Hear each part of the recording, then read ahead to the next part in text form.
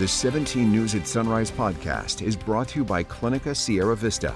Welcome back to the 17 News at Sunrise podcast, where we share your news on your schedule.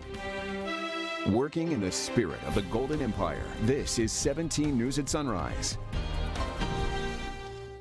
Good morning here at 5 a.m. Thanks for waking up with us. I'm Maddie Jansen. After a week off, the trial for the couple charged in the presumed deaths of their missing adopted sons resumed yesterday. On the witness stand, the realtor who helped Trezell and Jacqueline West purchase their California City home.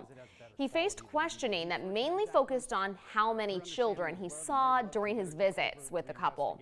Realtor Rick Dees said he didn't count the children and couldn't give an exact figure, but recalled seeing one child sitting with an upset look on his face as other children played happily around him. In court, Dees identified a photo of Orson West as the upset child he believes he saw. A Bakersfield man is going to spend some time behind bars for what may have started out as a prank. The man was sentenced yesterday for aiming a laser pointer at a helicopter that belongs to the Kern County Sheriff's Office. The Sheriff's Office says he was caught shining it inside the cockpit last summer while the helicopter was patrolling Oildale, and it made a pilot lose vision in one eye for a few moments. The man pleaded guilty in December, and after yesterday's hearing, he'll spend 1 month in prison plus 11 months on house arrest. A Bakersfield CPA has pleaded guilty to stealing more than $350,000 from investors. 57-year-old Jeffrey Stewart pleaded guilty yesterday to wire fraud in connection with the scheme.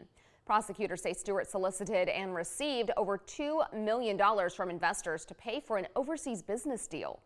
Court records show, although Stewart used most of the money for the purported deal, he spent $350,000 on his own personal expenses, including mortgage payments, trips to Las Vegas, and gambling. Stewart is scheduled to be sentenced by a federal judge in August. He faces a max of 20 years in prison. Your time now is 5:05, and more charges have been filed against Palmer Moland, the ex-Fairfax School District trustee who's being accused of embezzlement and other crimes. According to court records, Moland faces 2 additional charges: submitting fraudulent Medi-Cal claims and grand theft of property. He's scheduled for a preliminary hearing on May 11th, the same date as his hearing is in the embezzlement case. Making news around the nation this morning, it's happened again. Another mass shooting, this time in Louisville, Kentucky. We first brought you this story as breaking news yesterday at the end of 17 News at Sunrise. Police are calling it workplace violence. An employee bringing a rifle into the downtown bank where he worked, killing 4 during the attack. A 5th person succumbing to her wounds, dying at the hospital overnight. Jay Gray's outside the scene of the massacre with the latest. Overnight prayers and pain. Gracious God, the news of this day has ripped our hearts, and it has torn our souls. Active aggressor, 333 East Main Street, 333 East Main Street at Old National Bank. Downtown Louisville, in seconds, shifting to the scene of America's latest mass shooting. Let's be clear about what this was. This was an evil act of targeted violence. At least 5 killed. James Tutt, Juliana Farmer, Josh Barrick, Thomas Elliott, and Deanna Eckert, who died from her wounds at the hospital last night. 8 injured, including 26-year-old Nick Wilt, sworn in as a Louisville police officer just 10 days before the attack. Nick has come out of brain surgery and is in critical but stable condition. Wilt, part of the first wave of officers arriving just 3 minutes after the first 911 call, confronting and during an intense firefight killing the 25-year-old suspect identified as a bank employee. Police and federal agents pulling evidence from the bank and suspect's home, searching for any clue that may help them understand how and why the killing spree happened, as this grieving community searches for a way to deal with overwhelming loss. We will get through this. We'll get through this together. It's the only way. And we'll march forward. Jay Gray, NBC News, Louisville. The DOJ has filed a request to block a ruling that could end access to the abortion pill mifepristone. The Biden administration asked the U.S. Court of Appeals to put on hold a judge's ruling to allow more time for the case to go through the appeals process. Justice Department lawyers wrote that the judge's ruling, quote, upended decades of reliance by blocking FDA's approval of mifepristone and depriving patients of access to the safe, effective treatment. If the appeals court does not grant the request, the government's only option would be to ask the Supreme Court to intervene. The Nashville City Council has voted to reappoint Justin Jones to the Tennessee House of Representatives. Jones, along with another Democrat, were forced out of the legislature 5 days ago after the two men and a female colleague called for gun reform on the chamber floor. Republican colleagues say the three broke House rules and used a bullhorn when they were not recognized to speak and casted the protest as an insurrection. The other lawmakers who were expelled last week, Justin Pearson, could be reappointed tomorrow. Happening today, we'll find out if the city of Arvin will open up cannabis shops in town. The city already has an ordinance in place for cannabis cultivation, but even though you can grow it, you can't sell it. That's why the city council will vote on an amendment tonight. If approved, it would allow 2 recreational shops to open in town. The city manager estimates that the new shops would bring in nearly $500,000 in tax revenue to the city every year. Well, as of this month, the popular social media app TikTok was wiped from all federal government devices as concern from lawmakers over the Chinese government's access to user data mounts. The ban didn't apply to local entities, and 2 Kern County agencies have accounts. 17's Maddie Gannon spoke with a technology expert about what individual users and governments should know. The scary thing is you need to be a little scared. You need to pay attention, and you just need to assume that your data's out there. Chief Information Officer at Grapevine MSP Technology Services, Robert Miles, explains companies' access to our data through social media has become a generally accepted part of modern life. And most of the time, he says, what companies are using that data for is relatively benign. They're just trying to sell you a product. And that's not really the concern. The concern, he says, comes when you're dealing with smaller unknown sites or companies outside the U.S. When you talk about the U.S., if they want data from them, they have to go to a judge. There's checks and balances that we hope take place to prevent people from getting information they don't deserve.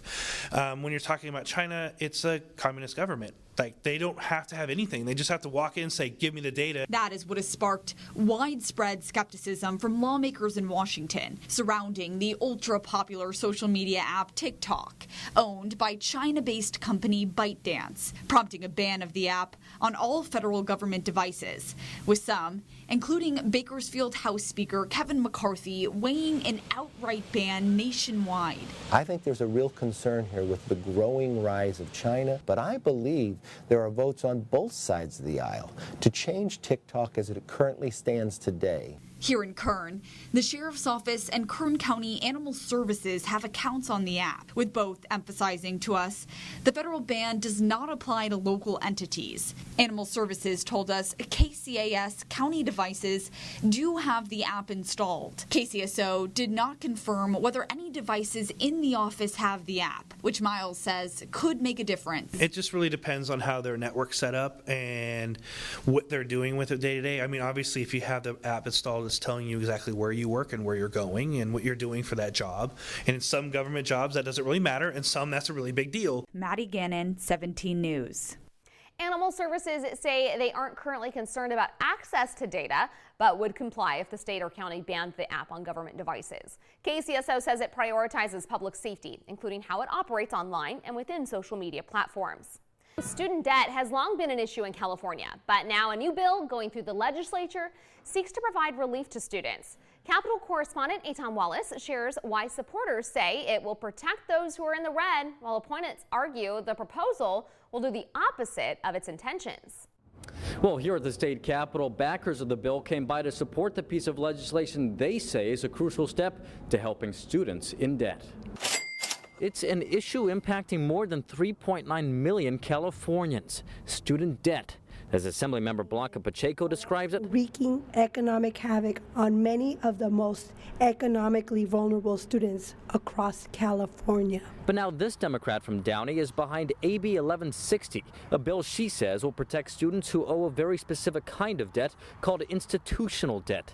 That is money directly owed to an institution of higher learning for things like tuition and room and board. But Pacheco says that's not all. parking fees. We're talking about sometimes late library fees. Students are busy with school, they have work, and they forget to pay their fine. And little by little, it's accruing interest, and if it goes to the creditor, more and more fees are being tacked onto it. And it's not till years later that they realize that they had this fee, and it happens to so many students. While protections are in place for students who take out loans from the federal government or private lenders, Pacheco says that's not the case for students who owe money directly to the school itself. She says she's most concerned schools can place holds on accounts belonging to students who owe institutional debts and can prevent those students from enrolling in courses or completing a degree until a plan is worked out to pay back the money. A lot of times students are having to hold off on graduations because of that.